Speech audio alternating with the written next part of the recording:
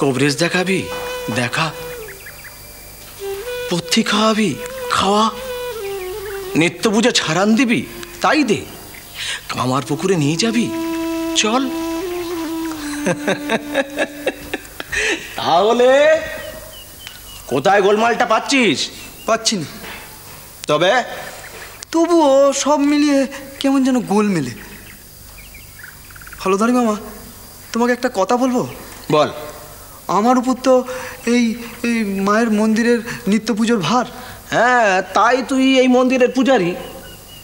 মায়ের দিকে আমি আর তাকাতে পারি না গো। কেন রে? ছেলেহারা মা যেন কাঁদে। হ্যাঁ? সবাই মিলে টানাহাঁচড়া করে বুকের নিধিকে কোলছাড়া করছে, এমন একটা বোধ হয় আমার। বিশ্বাস করো দিনে রাতে আমি ও ঘরে একা যেতে পারি না। এমনকি মাকে ভোগ দেবার পর দরজা বন্ধ করে বাইরে যেয়ে অপেক্ষা করি, তারপর কাউকে সঙ্গে নিয়ে ভেতরে ঢুকি। কেন রে? আমার গা ছমছম করে গো, গা ছমছম করে। এ বোধ তো আমার এখন নয় গো, এ বোধ আমার অনেক আগেকার। যখন ছোট মামা এই মন্দিরে থাকতো, এ বোধ তখনকার। গোড়ার দিকে পুজোর কালে ছোট মামা এক দিন এক কাণ্ড বানাতো এই ঘরে। আমি লুকিয়ে লুকিয়ে সব দেখতুম। হলধরি মামা, তোমায় কি বলবো একদিন কি যে কাণ্ড করেছে ও ঘরে।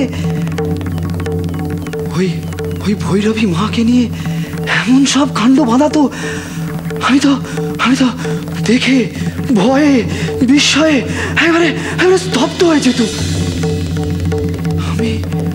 আমি যখন ছোট মামাকে লক্ষ্য করতুম, আমি নিশ্চিত ছোট মামা তখন অন্য কিছু দেখতো। চুপ কর রে, চুপ কর।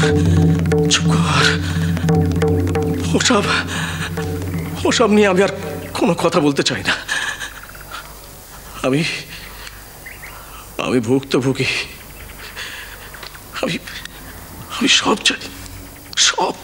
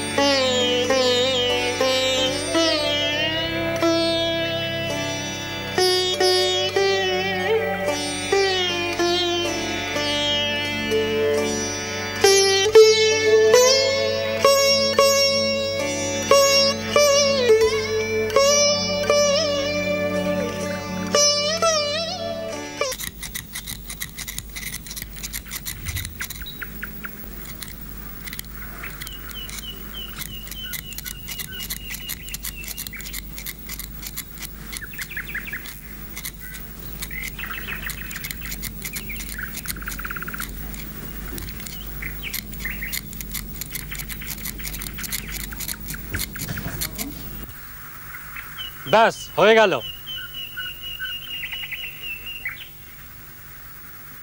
এই তো বেশ লাগছে।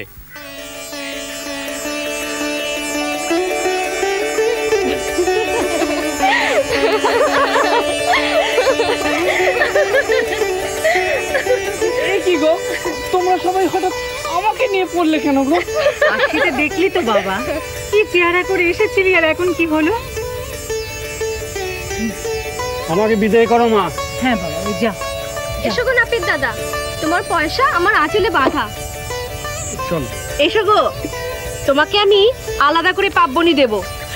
ভাগ্যি তুমি ছিলে, তাই আমার গোপাল ঠাকুর তার নিজের রূপ ফিরে পেল। নাও ধরো, এই নাও। এই প্রসন্ন দিদি, ঠাকুর ঠাকুর করো না, মা শুনছে। ও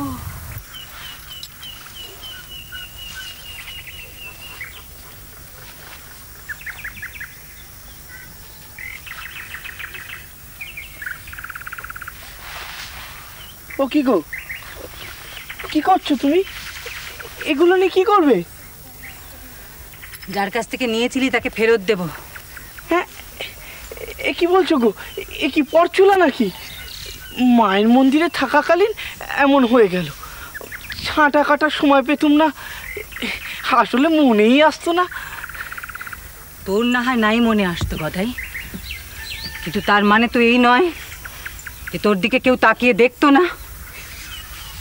কে দেখবে? কেন, তোদের রানীমা চোখে দেখতে পেতেন না তিনি?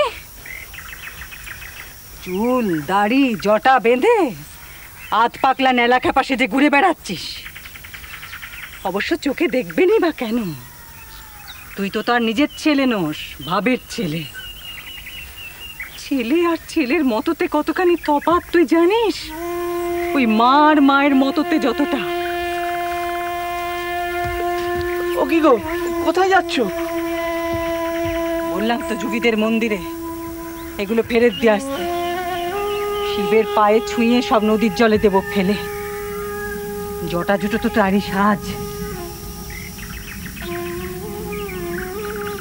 গদাই, আয় কাছে আয়।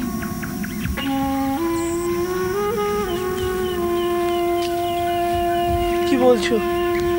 দেখ গদাই, তোর এই মানুষের বাইরের ভাব আমার কাছে কিছু নতুন নয়। তোর বাপ বেঁচে থাকতে তোর জন্মের কাল থেকে এসব আমার উপর চাপাতে চাইতেন। আমি কোনোদিন মেনে নিইনি, আজও নেব না। তুই যদি সত্যি মানুষ ছাড়া অন্য কিছু হোস, তাহলে এই কামার পুকুরের প্রতিটি ধুলোর দানায় তোকে সেই পরীক্ষা দিয়ে যেতে হবে। আমি নিজে যাচাই করে দেখে নিতে চাই তুই কত বড় ভগবান। আমি পড়েছি শাকের করাতে, একে বলে উভয় সংকট। কি কিসের উভয় সংকট তোর? হ্যাঁ, এই দুদিকেই টানা হ্যাচড়া, একদিকে তুমি আর অন্যদিকে বাবা। এই না হলে ছেলে, পাল্লার একদিকে গব্বধারিণী মার, অন্যদিকে কি কুবেরের ধন দেখেছিস তুই তার সিন্ধুকে? কথায় এ তো একবারে গোল বাঁধিয়ে দিলে। কে গোল বাঁধাচ্ছে, মা না তুমি? একবারে ধুমধুমার যুদ্ধ লাগিয়ে দিয়েছে।